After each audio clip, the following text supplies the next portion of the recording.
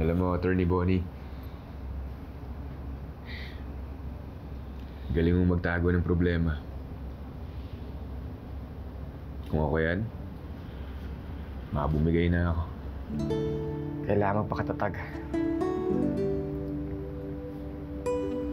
Pero, Attorney Kirk, I'd prefer na hindi ka rin susuko. Kasi meron akong hihilingin sa'yo. Papaalaga na sobrang importante tao para sa akin. Sino? Si Lilet. Mali ka ng pinagbibilinan sa akin, Attorney Bonnie. Aasarin lang ako niyan hanggang sa mamatay ako. Grabe ka naman. Graduate na ako dun. My respect for you, mas mataas pa sa Supreme Court. Sus, promise. Pero seryoso, kailangan mo siyang alagaan. Kailangan ka niya ngayon more than ever. Kung mapayakin yan, ididimanda kita.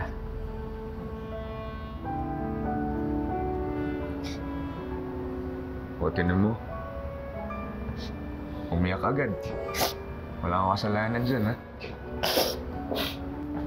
Ikaw ang kinidemanda ko, Attorney Bonnie. Masyado mo kasi akong sinanay na lagi kang nandyan eh. Ganun tuloy. Mahihirapan akong masanay na wala ka. Hindi ko pa alam kung anong kaso yun, pero nakahanap ako ng may kakaso sa'yo.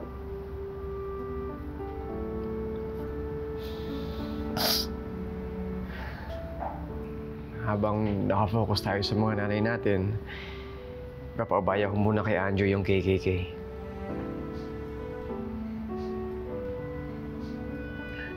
Pabalik naman ako eh. At sana pagbalik ko, mas strong ka na para harapin yung mas toughest trials. Kahit paminsan umiiyak,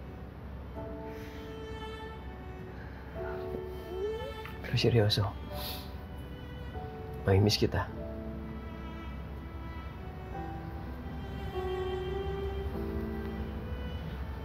Basta kahit saan pa tayo makarating, lagi mong tatandaan na marami pa tayong ipagtatanggol na api.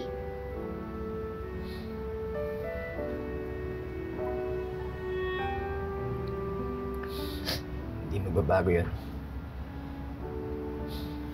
Iisa ang puso natin.